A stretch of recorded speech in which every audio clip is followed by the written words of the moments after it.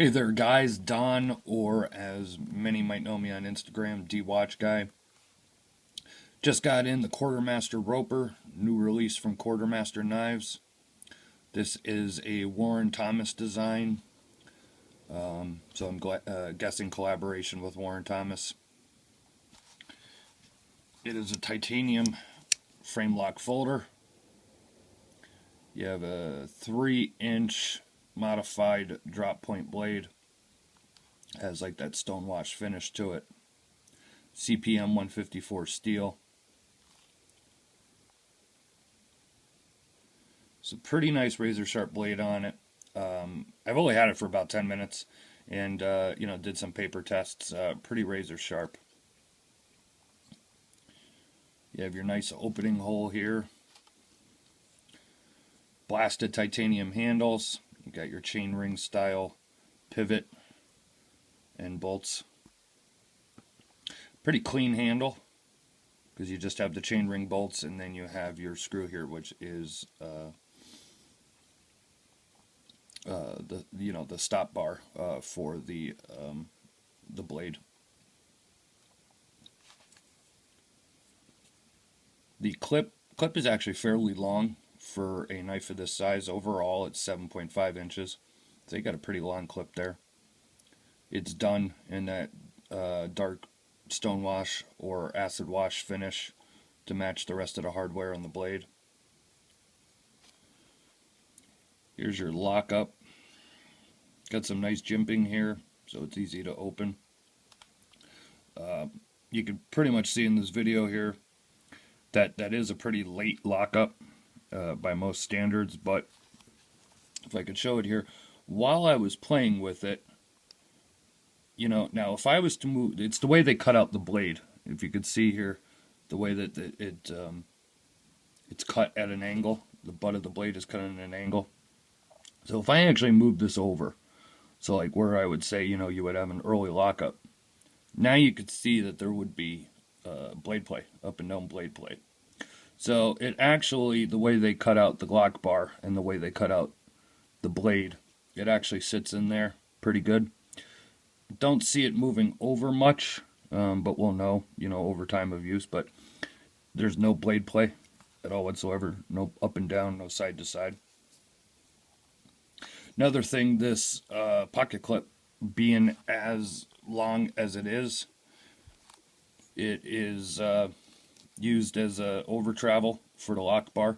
So as you can see, I'm pressing against that. Really can't move the lock bar over. It is a little stiff. Actually, it was pretty stiff when I got it.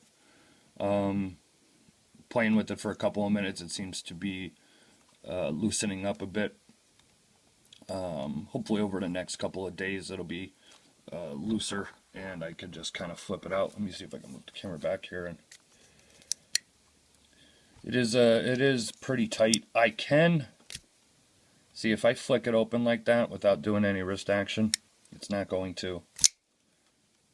Now if I use some wrist action and get it to fly open, it does have a pretty good detent here though. I'll show you. Closing the blade. You can see. Takes the blade right down, sucks it right into the handle. So you got a nice detent. Mine came really, that's pretty close to dead center. At least to my eyes anyway.